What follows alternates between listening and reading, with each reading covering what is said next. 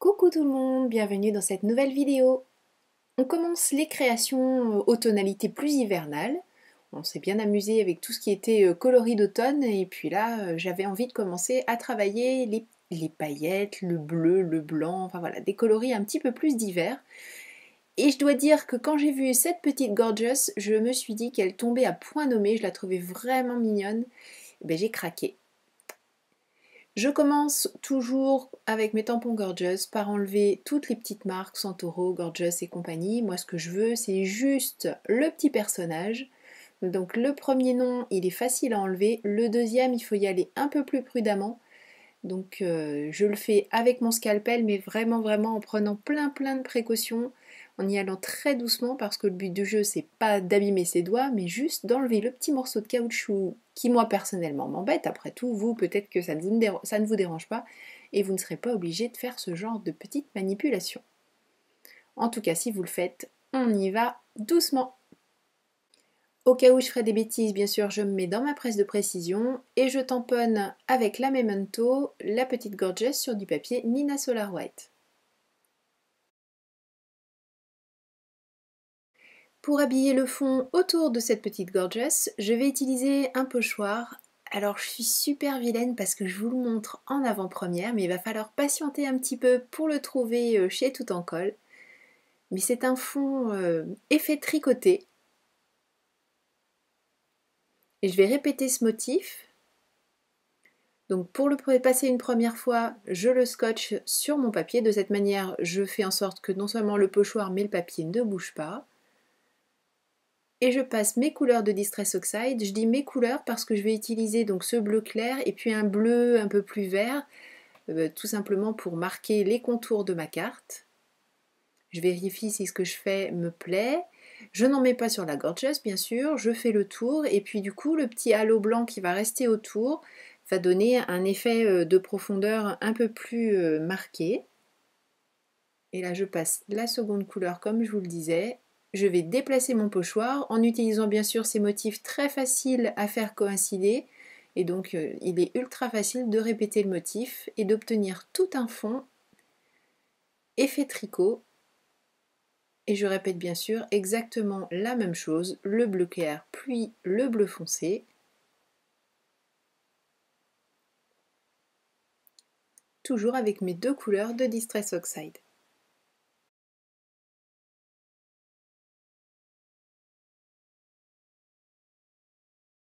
Alors ma première idée, ça avait été de faire la mise en couleur avec mes feutres à alcool. Et puis d'un coup, j'ai eu envie finalement de sortir les polychromos. Et j'ai choisi de les passer en n'utilisant pas du tout la solution de mélange pour crayon de couleur, mais en faisant différents aplats. J'essaie de vous montrer le plus près possible. J'espère que vous voyez suffisamment ce que je suis en train de faire. Et je travaille les couleurs en faisant des choses très douces, toujours en ayant des crayons ultra taillés. Et là pour les couleurs, je me suis tout simplement référée à l'emballage de manière à avoir quelque chose sans avoir à réfléchir pour la première fois que je mets la couleur en place tout simplement. J'aime bien faire ça en général, les petites Gorgeous, les coloris proposés sont vraiment mignons et puis après au fur et à mesure que j'utilise le tampon, je prends les couleurs que je choisis moi, mais pour la première mise en couleur, très souvent, j'essaie de me référer à ce qui est proposé sur l'emballage.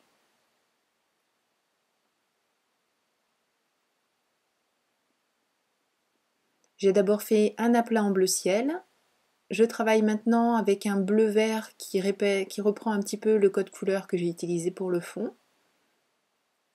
Et puis pour marquer les ombres, même tonalité mais beaucoup plus soutenue.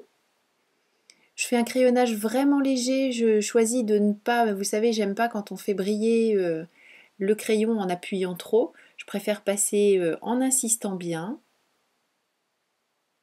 passer plusieurs couches. Et là, pour estomper le tout, je vais reprendre ma couleur initiale et la repasser sur toute la surface de mon dessin.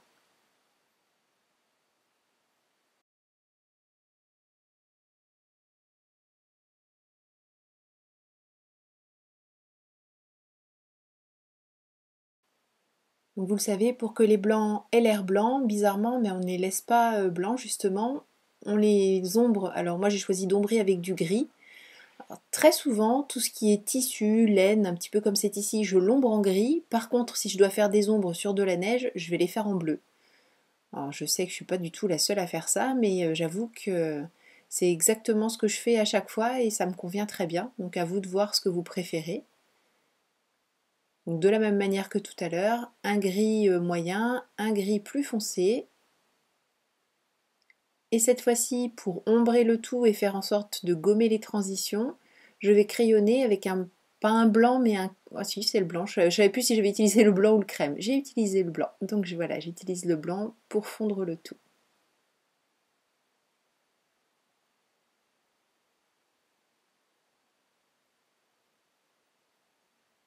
Il ne reste plus qu'à mettre les petites parties de la robe et les petits cœurs des bottes en couleur. Je vais à mettre en couleur.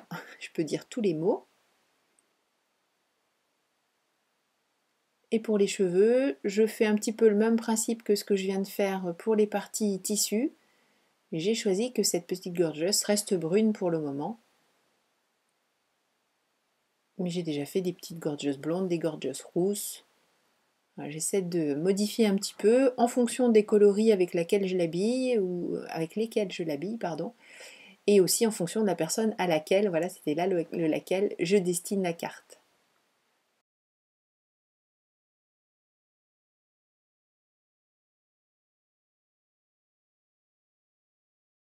Donc ne prenez pas peur, je ne vais pas laisser cette gorgeous en lévitation. Je vais créer un effet glace sous ses pieds, puisqu'elle est chaussée de petits patins à glace, donc je vais lui rajouter cet élément.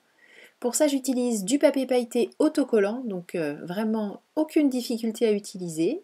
Je détermine le morceau dont j'ai besoin. Et ce morceau, je vais le redécouper en donnant des effets d'ondulation pour épouser la place que prennent les patins sur la glace, enfin sur la glace, sur la carte, et faire en sorte que l'on ait l'impression justement qu'elle glisse sur cet élément.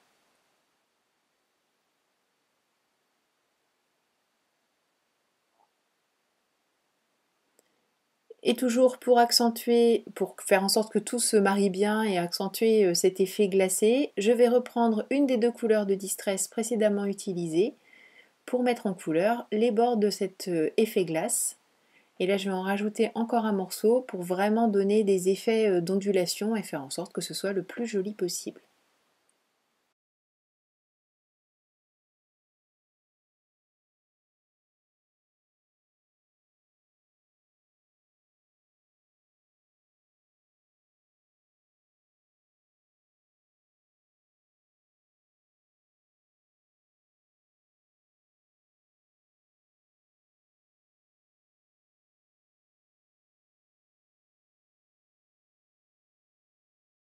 Pour le sentiment, j'utilise un des tampons de la planche de Dadamo qui dit parenthèse de bonheur.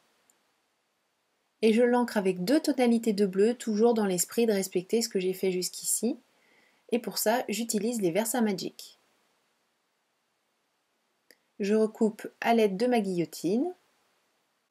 Je vais ancrer les bords toujours avec la même Distress Oxide, celle que j'ai utilisée pour les morceaux de glace, entre guillemets. Et je vais coller sur de la mousse adhésive pour ajouter un effet d'épaisseur. Vous êtes d'accord avec moi, ce papier pailleté, il est tellement beau et tellement facile à utiliser que ce serait dommage de s'arrêter là. J'ai ressorti des petits die étoiles et je vais passer tout ça dans ma machine de découpe pour obtenir trois petites étoiles prêtes à coller. Alors, vraiment, le fait que ce soit autocollant, c'est tellement pratique. Bien sûr, avant de coller ces petites étoiles, je vais les ancrer, toujours comme les effets neige, enfin les effets glace, et les parsemer sur le fond de ma carte. Et après avoir parsemé toutes ces petites étoiles, je me suis dit qu'il manquait encore un petit peu de brillant, mais je voulais quelque chose de très discret. J'ai donc sorti une couleur de nouveaux drops et j'ai mis plein de petites gouttes partout pour faire en sorte d'habiller tout le fond, mais sans voler la vedette à ce que l'on avait fait précédemment. Le but du jeu, c'est d'ajouter des choses, pas que ça devienne illisible. Et une fois que tout est sec, j'installe ce devant de carte sur une base en papier Florence. Là aussi, j'ai choisi du bleu. Et comme d'habitude, je colle d'abord le devant de carte et ensuite J'affine tous les réglages tout autour avec mon cutter mon réglé et une bille de gaufrage pour marquer le pli, de manière à ne pas casser le papier et à faire en sorte qu'il suive bien le trait que je souhaite qu'il ait pour que ce soit le plus joli possible. Et cette carte est terminée. J'espère que ça vous a plu, que ça vous aura donné quelques idées et envie de commencer à réaliser vos créations d'hiver. Je vous remercie beaucoup d'avoir suivi cette vidéo et je vous donne rendez-vous très vite pour une nouvelle création.